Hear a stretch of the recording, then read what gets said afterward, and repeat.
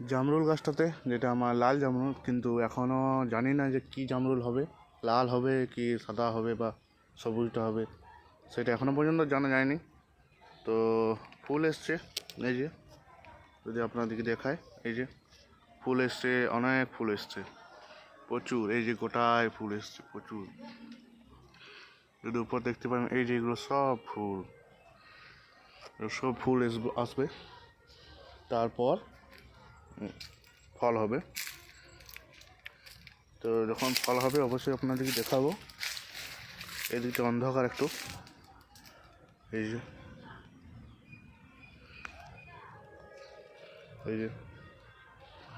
এগুলো সব ফুল, এই যে এখানে আছে, ঝরে আছে।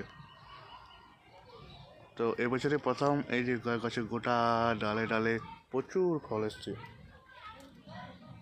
তো এগুলো আস্তে আস্তে ফলে রূপান্তরিত হবে, তখন অবশ্যই আপনাদের দেখাবো। এই যে এগুলো দেখতে পাচ্ছেন, এগুলো আস্তে আস্তে সব ফল হবে। তো কটা ফল হয় বা কি হয় এখন সময়ের অপেক্ষা, তারপর অবশ্যই আপনাদেরকে দেখাবো। আর বাকি গাছ এখানে ফুলকপিগুলো ছিল সেগুলো সব কেটে দিয়েছি, মানে খাওয়া হয়ে গেছে।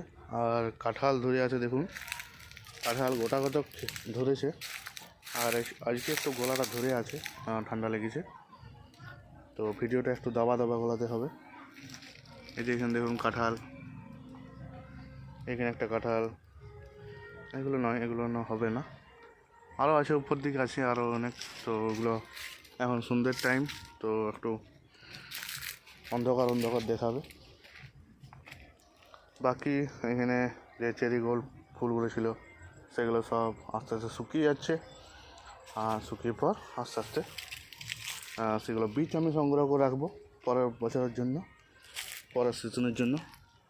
আর বাড়িবান মালটাতে কিছু কিছু ফুল এসেছিলো, তো সেগুলোতে সব এখনও পর্যন্ত ফুল থেকে ফল হয়নি, হয়তো এক দুটো হয়েছে। এই যে এখানে একটা ছোট্ট পাড়া আছে, ক্যামেরায় ধরা পড়ছে না। তো ফলটা আর একটু বড়ো হোক, তারপর আপনাদেরকে ভালোভাবে দেখাবো।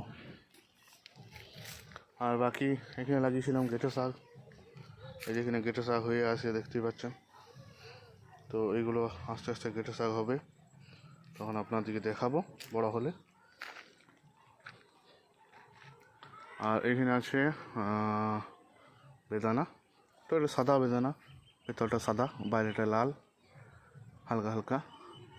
আর এগুলো প্রচুর কুড়ে এসছে, এই যে দেখুন, এগুলো কিন্তু ফল হবে না, এগুলো সব